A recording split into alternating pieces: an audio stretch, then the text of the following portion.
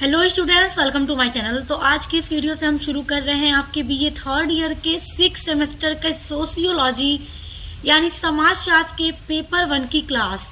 देखिए, जिस तरह आप 5th सेमेस्टर में हर सब्जेक्ट का 2 पेपर दिए हैं, उसी तरह आपको अपने 6th सेमेस्टर में भी सभी सब्जेक्ट का 2 पेपर देना होगा। और बीए थर्ड ईयर में सोशियोलॉजी का जो पेपर 1 का सिलेबस है उसको मैं डिस्कस कर चुकी हूँ इसके पहले वाले वीडियो में, जिसमें आपको भारतीय समाजशास्त्र के अग्रदूत पढ़ने हैं। और इस सिलेबस में आपको सिर्फ जितने भारतीय समाजशास्त्र हैं उनका योगदान पढ़ना है कि उन्होंने समाजशास्त्र में क्या योगदान दिया। तो सिलेबस आप लोग देख लीजिएगा, क्योंकि सिलेबस देखना मोस्ट इम्पॉर्टेंट है। तो सिलेबस की लिंक मैं आपको इस वीडियो के डिस्क्रिप्शन बॉक्स में दे दूंगी। आज से हम आपका यूनिट नंबर शुरू करने वाले हैं।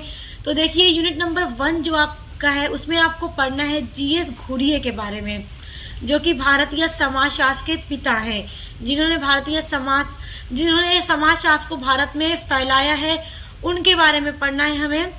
तो जीएस घुरिये का जो पूरा नाम है गोविंद सदाशिव घुरिये है। तो देखिए, जीएस घुरिये का जाति में जाति की जो अवधारणा दी है उसको पढ़ना है, भारतीय साधु की अवधारणा को पढ़ना है और रूर्बन समुदाय के बारे में पढ़ना है। ये सब कुछ जीएस घुरिये का।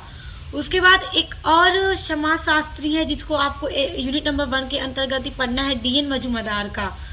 तो हम उसको नेक्स्ट वीडियो में पढ़ेंगे। आज हम सिर्फ जीएस घुरिये के बारे में पूरा डिस्कस करने वाले हैं। तो बहुत इंपॉर्टेंट ये आपका लेक्चर होने वाला है। जिनका ऑब्जेक्टिव टाइप पेपर होता हो या जिनकी लिखित परीक्षा होती हो, दोनों के लिए यह वीडियो बहुत ज़्यादा हेल्पफुल होगी, क्योंकि आज की इस वीडियो में हम जाति के बारे में पूरा डिटेल में पढ़ने वाले हैं, पूरा एकदम स्टार्ट से लेकर एंड तक। तो देखिए, जीएस घुरिये के हम प्रारंभिक जीवन के बारे में पहले जान लेते हैं, क्योंकि आपसे इनके प्रारंभिक जीवन से जुड़े भी प्रश्न पूछे जा सकते हैं परीक्षा में।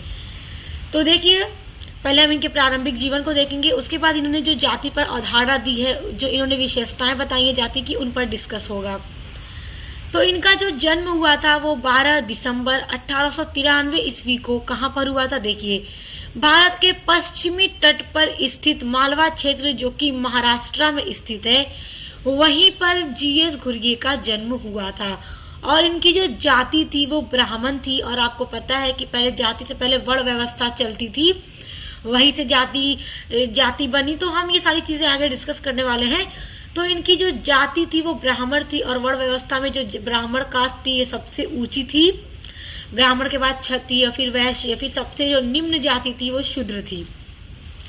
तो ये ब्राह्मण थे। और इनकी जो मृत्यु हुई वो 28 दिसंबर 1983 ईस्वी में हुई थी। तो देखिए, इनका जन्म 12 दिसंबर को हुआ और इनकी मृत्यु 28 दिसंबर को, दिसंबर में ही इनका बर्थ हुआ, इनकी डेथ भी हुई। आपको वर्ष याद रखना है, जन्म 1893 और मृत्यु 1983। देखिए, घुरिये ने, यहाँ पे आप देखिएगा, घुरिये इनका नाम है। तो घुरिये ने अपनी प्रारंभिक शिक्षा मालवन में पाई थी, और इसके बाद 10वीं कक्षा की पढ़ाई के लिए गुजरात चले गए थे। गुजरात जूनागढ़ गए। तो देखिएगा कि इन्होंने कौन सी पढ़ाई कहाँ से ली। ओके। और उनकी जो उच्च शिक्षा थी वो एल क्रिस्टन कॉलेज में उन्होंने पूरी की, और उन्होंने अपनी सभी परीक्षाएं प्रथम श्रेणी से ही उत्तीर्ण की थी, क्योंकि ये काफ़ी महान थे, बहुत ही इतने महान थे, तभी तो ये भारतीय समाजशास्त्र के पिता हैं। तो आप इसी से अंदाज़ा लगा सकते हैं कि इन्होंने जितनी भी परीक्षाएं दी सभी में उन्होंने फर्स्ट डिवीज़न प्राप्त की। और उन्होंने जो एमए किया, मास्टर की जो डिग्री ली, इन्होंने संस्कृत भाषा से की थी, संस्कृत से की थी। तो मेन जो ये स्टूडेंट थे वो संस्कृत के स्टूडेंट थे, और इन्होंने एमए भी संस्कृत से किया था। देखिए, जो सोशियोलॉजी सब्जेक्ट था वो एज अ सब्जेक्ट अभी भारत के यूनिवर्सिटीज़ में नहीं पढ़ाया जाता था। तो 1919 ईस्वी में पैट्रिक गिट्स ने क्या किया, बम्बई विश्वविद्यालय में समाजशास्त्र को एज अ सब्जेक्ट पढ़ाना शुरू किया। और इन्होंने मुंबई यूनिवर्सिटी में एक सोशियोलॉजी का डिपार्टमेंट भी बनाया। और उनके 1 या 2 व्याख्यान जीएस घुरिये ने सुने, जो पैट्रिक गिट्स की व्याख्या थी सोशियोलॉजी को लेकर के। तो जब उसको जीएस घुरिये ने सुना तो वो काफ़ी ज़्यादा उससे इम्प्रेस हुए, सोशियोलॉजी से। तो देखिए, तब संस्कृत के इस विद्यार्थी की जो रुचि थी वो समाजशास्त्र में जागृत हो गई। जीएस घुरिये जो थे संस्कृत के स्टूडेंट थे, इन्होंने मास्टर भी संस्कृत से किया था, लेकिन जब ये सोशियोलॉजी के बारे में सुनते हैं तो इनके अंदर भी जो इंटरेस्ट था सोशियोलॉजी को लेकर वो जागृत हो जाता है और फिर ये सोशियोलॉजी के बारे में अध्ययन करना शुरू करते हैं। देखिए, गिट्स ने ब्रिटिश विश्वविद्यालय में समाजशास्त्र में प्रशिक्षण पाने के लिए घुरिये का चयन किया और उन्हीं की सिफारिश पर बम्बई विश्वविद्यालय में इन्हें लंदन भेजा। तो ये लंदन चले जाते हैं और उन्होंने कैम्ब्रिज विश्वविद्यालय से पीएचडी की। अब देखिए, ये पीएचडी किए इससे, और 1924 में घुरिये ने बॉम्बे विश्वविद्यालय में समाजशास्त्र विभाग में प्रमुख बनने वाले दूसरे व्यक्ति थे, क्योंकि समाजशास्त्र विभाग जो था बम्बई विश्वविद्यालय में, उसके जो पहले प्रमुख व्यक्ति थे वो पैट्रिक गिट्स थे, जो सोशियोलॉजी में सब्जेक्ट को भारत में एज अ सब्जेक्ट पढ़ाने का काम शुरू करते हैं। अभी तक उससे पहले sociology as a subject Bharat में नहीं पढ़ा जाता था। तो पैट्रिक गिट्स उसकी शुरुआत करते हैं और उसके बाद दूसरे व्यक्ति जो मुंबई विश्वविद्यालय के विभाग के प्रमुख व्यक्ति बनते हैं वो जीएस घुरिये बनते हैं। और देखिए, घुरिये ने इंडियन सोशियोलॉजिकल सोसाइटी और इसकी पत्रिका सोशियोलॉजिकल बुलेटिन की स्थापना की और समाजशास्त्र के व्यासीकरण के महत्वपूर्ण भूमिका निभाई। देखिए, समाजशास्त्र में इनका बहुत ज़्यादा योगदान है, इसीलिए भारतीय समाजशास्त्र के पिता कहे जाते हैं। भारत में समाजशास्त्र और मानव विज्ञान के विकास में घुरिये का जो योगदान है वो बहुत ही बड़ा है। वे एक महान समाजशास्त्री थे। यहाँ पे देखिए, दो महत्वपूर्ण पॉइंट हैं। भारत में समाजशास्त्र का पिता किसे कहा जाता है? तो पैट्रिक गिट्स। देखिए, और भारतीय समाजशास्त्र का पिता तो गोविंद सदाशिव घुरिये को। देखिए, जो सोशियोलॉजी को एज अ सब्जेक्ट भारत में पढ़ाने का काम शुरू किया तो वो पैट्रिक गिट्स ने किया था, और समाजशास्त्र को भारत में विकसित करने वाले जो महान व्यक्ति थे वो गोविंद सदाशिव घुरिये थे। तो इसलिए भारतीय समाजशास्त्र का पिता अगर आपके पेपर में पूछ दे ऑब्जेक्टिव्स में और 4 ऑप्शन दे दे, तो आप से ऑप्शन में अगर जीएस घुरिये का नाम होगा तो आप इन्हीं पर टिक लगाना। हो सकता है अगर इनका नाम ना दे के इनका दे दे तो आप पैट्रिक गिट्स पे मार्क्स करना, मगर भारतीय समाजशास्त्र के पिता का प्रश्न जब पूछेगा तो इन्हीं का नाम दिया जाएगा। उसके बाद देखिए, कुछ महत्वपूर्ण पुस्तकें हैं जो गोविंद सदाशिव घुरिये ने लिखे हैं। आप यहाँ पे कंफ्यूज मत होइएगा, घुरिये होगा। तो इन्होंने कुछ महत्वपूर्ण बुक लिखी है सोशियोलॉजी पर, तो आइए उस पर नज़र डाल लेते हैं क्योंकि ऑब्जेक्टिव्स टाइप में पूछ सकता है। देखिए, पहली इनकी book caste and race in India जो 1932 में पब्लिश्ड हुई। Sex habit of middle class people, ये इनकी पुस्तक 1938 ईस्वी में पब्लिश्ड हुई। और उसके बाद कल्चर एंड सोसाइटी, आपको सभी का नाम याद रखना है क्योंकि कब पब्लिश्ड हुई और इनकी बुक का नाम ज़रूर पूछेगा आपसे एग्जाम में। ये पब्लिश्ड हुई थी 1945 में। अब अगली देखिए, after a century and a quarter. देखिए, ये आर है, QUARTER, जो पब्लिश्ड हुई 1960 में। उसके बाद देखिए, कास्ट क्लास एंड ऑक्यूपेशन, जो पब्लिश्ड हुई 1961 में। ध्यान दीजिएगा, जो इनकी पहली रचना है caste and race in India, इसी का संशोधित रूप है caste class and occupation. Okay, याद रखिएगा, जो 1961 में हुई पब्लिश्ड। अगली है द इंडियन साधुज। देखिए, भारतीय साधुओं पर इन्होंने जो अवधारणा दी है, जो हम अगली वीडियो में पढ़ेंगे, आपका ये टॉपिक है, तो उन्होंने इसी पर एक पुस्तक भी लिखी और इसी पुस्तक में उसके बारे में पूरा इन्होंने लिखा है, जो 1964 में पब्लिश्ड हुई थी। उसके बाद देखिए, अगली है सोशल टेंशन इन इंडिया, जो पब्लिश्ड हुई 1968 में। उसके बाद है फैमिली एंड किन इंडो यूरोपियन कल्चर, जो पब्लिश्ड हुई 1955 में। और देखिए, कहीं कहीं पर इसकी पब्लिश डेट 1955 ना देकर 1962 देती है। तो ऑप्शन एग्जाम में अगर 1955 देगा तो आप इसी पे मार्क करना, और ये ना देकर ऑप्शन में 4 ऑप्शन दे और 1962 दे तो आप उस पर मार्क कर देना। तो याद रखिएगा, ये इनकी रचना एग्जाम में जरूर पूछेगी। तो आइए अब आपका पहला टॉपिक पढ़ना शुरू करते हैं आपके सिलेबस का। जीएस घुरिये के बारे में हमने देख लिया, उनकी रचनाएं हमने देख ली। तो अब हम जाति पढ़ेंगे, जिसे इंग्लिश में कास्ट कहा जाता है। तो जाति शब्द का जो अंग्रेजी भाषा है वो कास्ट शब्द का हिंदी रूपांतरण है। हिंदी में जाति, इंग्लिश में कास्ट। और ये कास्ट शब्द कहाँ से आया, तो ये पुर्तगाली शब्द कास्टा से बना है। सारी चीजें नोट कीजिएगा, एग्जाम में पूछी जाएंगी। कास्ट किस भाषा से बना है, पुर्तगाली भाषा के कास्टा शब्द से बना है, जिसका अर्थ होता है शुद्ध जाति। और इस प्रकार जाति का अर्थ एक विशेष अनुवंशिक सामाजिक समूह से क्या है, लगाया जाता है। जबकि भोजन और विवाह भी अपनी प्रथाओं पर आधारित है। देखिए, जाति शब्द की खोज सबसे पहले 1665 ईस्वी में ग्रेसिया डी ओरेटा के द्वारा की गई थी। तो ये भी प्रश्न आपसे पूछ सकता है, तो याद रखिएगा। और इसके बाद फ्रांस के अब्बे डुबाय ने प्रजाति शब्द से ही संबोधित किया था जाति शब्द को। तो किसने किया था, फ्रांस के थे अब्बे डुबाय, इन्होंने ही प्रजाति शब्द से क्या किया, संबोधित किया जाति शब्द को। तो अब हम देखेंगे जाति की परिभाषा। देखिए, मजूमदार एवं मदान की एक पुस्तक है, एक बुक है, जिसका नाम है an introduction to social anthropology. तो इस पुस्तक में उन्होंने जाति की परिभाषा दी है। उन्होंने जाति के बारे में लिखा है कि जाति एक बंद वर्ग है। क्या इन्होंने बताया कि जाति क्या एक बंद वर्ग है। तो देखिए, इन्होंने क्यों कहा कि जाति एक बंद वर्ग है, क्योंकि यदि कोई भी व्यक्ति जिस भी जाति में पैदा हो गया तो उसको बदलना असंभव है। तो इसलिए जाति एक बंद वर्ग है, जो जिस जाति में पैदा हो गया वो उसी जाति का रहेगा, उसको बदला नहीं जा सकता, ये असंभव है।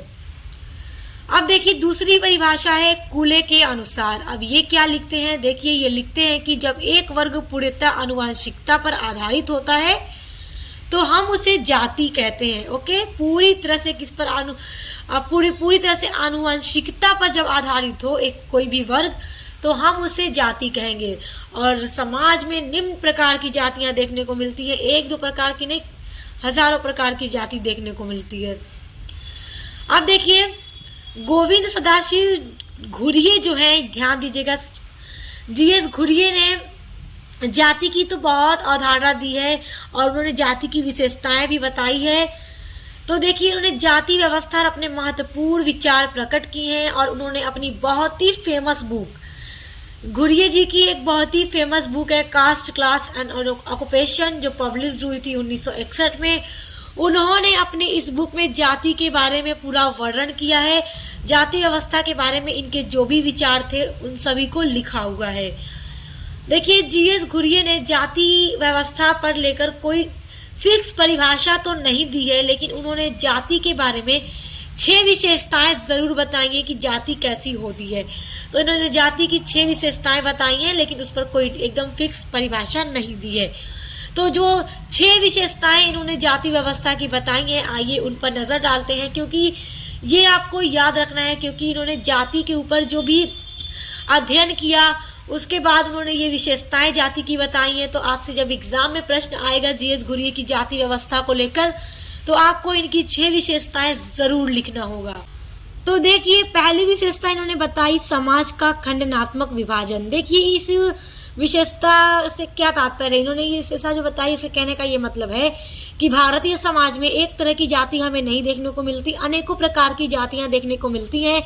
तो इसलिए जो भारतीय समाज है उसमें अनेकों प्रकार की जातियां देखने के कारण होने के कारण भारत का समाज खंडों में बटा हुआ है, इसलिए विशेषता है समाज का खंडात्मक विभाजन। तो देखिए, भारतीय समाज को जाति प्रथा ने कई खंडों एवं उपखंडों में विभाजित किया है। ये उपखंडों है, क्योंकि जाति एक प्रकार की नहीं है। याद रखिएगा, भारतीय समाज में अनेकों प्रकार की जातियां हमें देखने को मिलती हैं, जिसे जाति या उपजाति कहा जाता है। याद रखिएगा, प्रत्येक जाति के सभी सदस्यों की सामाजिक स्थिति, पद तथा व्यवसाय या कार्य निश्चित होते हैं। देखिए, इन्होंने जो विशेषताएं बताई उसके हिसाब से इन्होंने बताया कि समाज में जो जिस व्यक्ति जिस जाति में हो गया, उसके जाति के हिसाब से उस जाति के सदस्य की जो समाज में स्थिति होगी वो फिक्स हो जाती है, निश्चित हो जाती है। उस व्यक्ति का क्या पद है, उसकी प्रतिष्ठा, निष्ठा, सब कुछ निश्चित हो जाती है। क्योंकि अगर कोई व्यक्ति ऊंची जाति में पैदा हुआ है तो उसकी समाज में जो स्थिति है वो अच्छी होगी, उसका दर्जा ऊंचा होगा। नीच जाति वाले को लोग नीची नजर से देखेंगे, तो उनके कहने का यहाँ पर यही मतलब है। और व्यवसाय और कार्य भी निश्चित हो जाते हैं कि जो जिस जाति में पैदा हो गया उसका वही कार्य निश्चित है। जो अलग अलग जातियों के अलग अलग कार्य होते हैं और जो जिस जाति में पैदा होता है वो वही कार्य करता है। तो ये सारी चीजें निश्चित बताई है। इसीलिए व्यक्ति अपनी जाति के प्रति अधिक निष्ठा रखता है, क्योंकि देखिए प्रत्येक व्यक्ति समुदाय की अपेक्षा जाति पर अधिक श्रद्धा रखता है। क्योंकि आप देखेंगे भारतीय समाज में अनेकों जाति के लोग देखने को मिलते हैं और कोई जाति जो है यहाँ पे वो अपने समुदाय से ज्यादा अपनी जाति पर श्रद्धा रखता है। क्योंकि देखिए यदि वो व्यक्ति, कोई भी व्यक्ति, फॉर एग्जाम्पल हम समझने का प्रयास करते हैं, कोई व्यक्ति किसी जाति का है, वो कहीं पर भी गया, उसे किसी अनजान व्यक्ति से उसकी भेंट हो गई, मुलाकात हो गई, तो बस पता चल जाएगा कि मेरी जाति का है, तो काफी अच्छा ताल्लुक बना लेगा जाति पर सिर्फ कि मेरी जाति का है। और दूसरी जाति के होंगे तो वो उतना ध्यान नहीं देगा। तो इसीलिए भारतीय समाज में जो जाति है उसके प्रति लोगों की निष्ठा अधिक होती है और वो अपनी जाति पर श्रद्धा रखता है। दूसरा है सनअस्तरण। देखिए इन्होंने जो दूसरी विशेषता बताई जाति की वो है सनअस्तरण। अस्तरण का मतलब अस्तर। समाज में जो उच्च नीच जातियों का स्तर होता है, देखिए समाज में ऊंची भी जाती है, नीची भी जाती है। तो जब ऊंच नीच जाति की व्यवस्था है समाज के अंदर, तो जाहिर सी बात है कि ऊंच नीच की भावना देखी जाएगी, उतार चढ़ाव पाया जाएगा समाज के अंदर।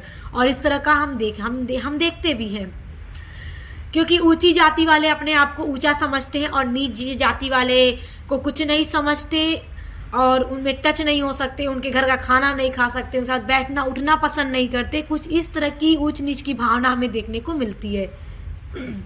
देखिए किस तरह आप लिखेंगे एग्जाम में इसको।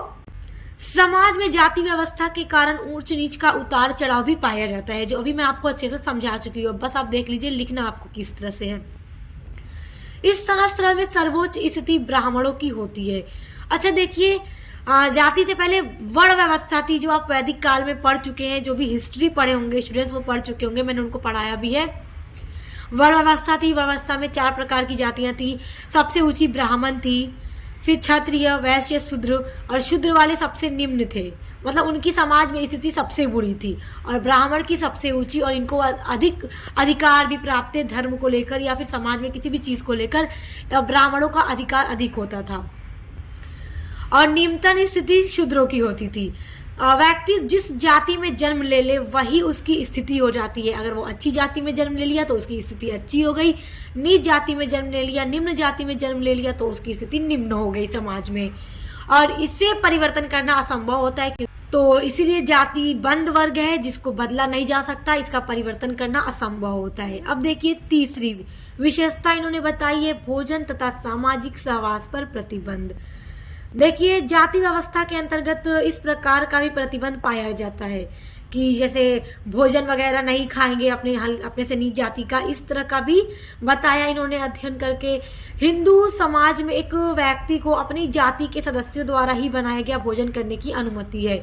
जो उसकी जाति का है उसके घर का ही भोजन खाएगा, यदि दूसरे जाति के व्यक्ति के घर का भोजन है तो नहीं खा सकता। इस तरह की भी प्रतिबंध देखने को मिलती है हिंदू समाज में। लेकिन आज के टाइम में ऐसा नहीं है। देखिए हर कोई हर किसी का खा लेता है। इसी तरह सबसे अधिक प्रतिबंध कच्चे भोजन के संबंध में पाया जाता है कि कच्चा भोजन तो नहीं खा सकता किसी भी निम्न जाति का। इसी तरह पानी पीने तथा रहने के संबंध में भी अनेक प्रतिबंध जाति व्यवस्था द्वारा लगाया जाता है। देखिए पहले इस तरह की बड़ी रूढ़िवादिता थी समाज के अंतर्गत, मगर आज के टाइम में देखें तो ये थोड़ा ऐसा नहीं है। हर कोई हर किसी के घर का खा पी लेता है अच्छे से, उठना बैठना भी लोग अब करते हैं। अब देखिए चौथी विशेषता जो इन्होंने बताई जाति की, सामाजिक तथा धार्मिक नियोग्यताएं, यानी कि समाज में और धर्म को लेकर किस जाति की कितनी योग्यता होंगी, कितने विशेषाधिकार होंगे, कैसे। तो अब जाहिर सी बात है आप इसको अपने से ही बनाकर लिख सकते हैं कि जब इतनी ज्यादा भेदभाव था, उतार चढ़ाव था समाज के अंतर्गत, तो ज्यादा अधिकार समाज में लेकर या धर्म को लेकर उच्च जाति की ही होगी, निम्न जाति की नहीं होगी। तो बस वही इसमें आपको लिखना होगा एग्जाम में। देखिए कैसे आपको लिखना होगा। जाति के आधार पर ही व्यक्ति को सामाजिक तथा धार्मिक अधिकार प्रदान किए गए हैं। देखिए ब्राह्मण जाति जो थी सबसे उच्च जाति मानी जाती है, तो इसीलिए जाति व्यवस्था के अंतर्गत समाज में सामाजिक तथा धार्मिक क्षेत्र में जो विशेष अधिकार प्रदान किए गए हैं वो ब्राह्मण लोग को ही प्रदान किए गए हैं। और ब्राह्मण ही जो लोग हैं, ब्राह्मण होंगे जो, उन्हें ही धार्मिक स्थलों पर पुजारी एवं पुरोहित का काम करना होगा। जो शूद्र होंगे वो निम्न जाति के हैं तो वो पुजारी नहीं हो सकते, पुरोहित नहीं हो सकते, उन्हें ये अधिकार समाज में जाति व्यवस्था के अंतर्गत नहीं दिया गया है। इसीलिए उन्हें प्राचीन काल से ही इन अधिकारों से वंचित रखा गया है, दूर रखा गया है। कि तुम देखिए, जो शूद्र थे, जो निम्न होते थे, उनको यहाँ तक कि मंदिरों में नहीं जाने दिया जाता था। सारी चीज़ों पर जो विशेष अधिकार होता था वो ऊंची जाति यानी पुजारी जो होंगे, पुरोहित जो होंगे, वो ब्राह्मण ही होंगे। इन्हें धार्मिक स्थलों पर जाने से रोका जाता था तथा सार्वजनिक जो कुआं होता था जिसमें सभी लोग पानी निकाल कर प्रयोग कर सकते हैं, तो उसमें उस कुएं से पानी निकालने की भी परमिशन शूद्र को नहीं दी जाती थी कि तुम निम्न जाति के हो, ऐसा करोगे सारा पानी खराब हो जाएगा। इस तरह की मतलब इस तरह का भेदभाव देखने को मिल रहा था समाज के अंतर्गत। यानी कि जो उन्होंने बताया, जीएस घुरिये ने जो बताया, समाज की विशेषता कुछ इस तरह से बताई है कि जाति व्यवस्था में इस तरह की विशेषताएं उन्होंने लिखी है अपने बुक के अंतर्गत। पांचवी जो विशेषता इन्होंने बताई है वो है जातिगत व्यवसाय, यानी कि जो जिस जाति में पैदा हो गया वो वही कार्य करेगा। क्योंकि देखिए, समाज में जो जिस जाति का होता है उसके ऐसे कार्य भी निश्चित होते हैं। जैसे बढ़ई को देख लीजिए, वो बढ़ई है तो फर्नीचर बनाने का काम करेगा, लकड़ी के सामान बनाएगा, बेड, अलमारी, ये सारी चीज़ें, कुर्सी, मेज, ये सारी चीज़ें। कुम्हार है तो मिट्टी के बर्तन बनाएगा, और मछुआरे जो होते हैं वो मछली पकड़ेंगे। मतलब इस तरह से जाति, जो जिस जाति में पैदा हो गया वो वही कार्य करेगा, उसके अलावा दूसरी जाति का कार्य उसे करने की परमिशन नहीं है। तो देखिए, जाति व्यवस्था के अंतर्गत प्रत्येक जाति का पेशा भी निर्धारित कर दिया गया है। जो व्यक्ति जिस जाति में जन्म ले लेगा उसको वही उसी जाति का काम करना है, वो दूसरा काम नहीं कर सकता। उसी जाति का पेशा उसे अपनाना पड़ता है और वही काम उसे करना पड़ता है। सभी व्यक्ति दूसरी जाति के लोगों को अपनी जाति का पेशा अपनाने से रोकते हैं। यानी कि जो जिस जाति का है, अगर उसकी जाति का कार्य दूसरी जाति के व्यक्ति करेंगे तो कहेंगे नहीं, तुम ऐसा नहीं कर सकते, तुम निम्न जाति के हो, तुम वही काम करो जो तुम्हारी जाति में सही है। देखिए, एक शॉर्ट स्टोरी भी है मुल्क राज आनंद की, द बार्बर्स ट्रेड यूनियन। उसमें नाई का एक लड़का था, तो वो थोड़ा फॉर्मल सूट पहन लेता है। मोहल्ले में एक डेंटिस्ट को देखता है कि अरे डॉक्टर ने इतना अच्छा फॉर्मल सूट पहन रखा है, तो मैं भी फॉर्मल सूट पहन कर ही जाऊंगा लोगों की दाढ़ी बनाने, बाल बनाने। तो पूरे गांव वाले जो उच्च जाति के थे उसको बोलेंगे कि तुम्हारे ऊपर ये सूट नहीं करता, तुम जिस जाति के हो वैसे ही बन के रहो, ये शूज़, ये फॉर्मल ड्रेस तुम पे सूट नहीं करती। तो कुछ इसी तरह की व्यवस्था है। देखिए कि तुम हमारी जाति का काम नहीं कर सकते, तुम भैया निम्न जाति के हो, तुम वही काम करो जो तुम्हारी जाति के लिए बनाया गया है। तो इस तरह की जाति व्यवस्था के अंतर्गत व्यवसाय भी निर्धारित हैं। केवल खेती यानी खेती करना, सेना में नौकरी और व्यापार पर प्रतिबंध नहीं होता, ये किसी भी जाति के कर सकते हैं। उसके अलावा जो जाति का निश्चित कार्य है वो कोई अन्य जाति का नहीं कर सकता। प्रत्येक जाति के लोग इसे इच्छा अनुसार अपना सकते हैं। छठी देखिए, छठी और आखिरी विशेषता उन्होंने क्या बताई, वैवाहिक संबंधी प्रतिबंध। यानी कि विवाह बस किसमें होगा, अपनी जाति के ही लोगों में होगा। दूसरी जाति में अब विवाह नहीं कर सकते, शादी नहीं कर सकते। इस पर भी पूरा तरह से प्रतिबंध बताया गया है जाति व्यवस्था के अंतर्गत। जाति व्यवस्था के अंतर्गत एक व्यक्ति को अपनी ही जाति या उपजाति में शादी करने की इजाजत मिलती है। वो अपनी जाति के बाहर किसी दूसरी जाति में शादी नहीं कर सकता। देखिए, जाति के बाहर विवाह करने की अनुमति जाति व्यवस्था अपने किसी सदस्य को नहीं देती। अपने जाति के हो, अपनी जाति में शादी करो, इधर उधर देखने की जरूरत नहीं है। इस तरह का जाति व्यवस्था के अंतर्गत पूरा एकदम फिक्स है।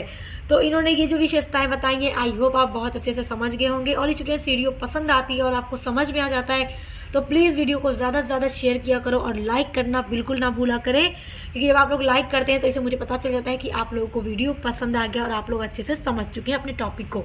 तो मेरा पूरा प्रयास है कि मैं सभी वीडियोस को अच्छे से लेकर आती रहूँ, ताकि जो आपके टॉपिक है सिलेबस के आप उसको अच्छे से पढ़ते रहें। तो चैनल को सब्सक्राइब करके बेल आइकन को प्रेस कर लीजिए ताकि आने वाले वीडियोस के नोटिफिकेशन आपको मिलते रहें। तो अब मिलते हैं नेक्स्ट वीडियो के साथ।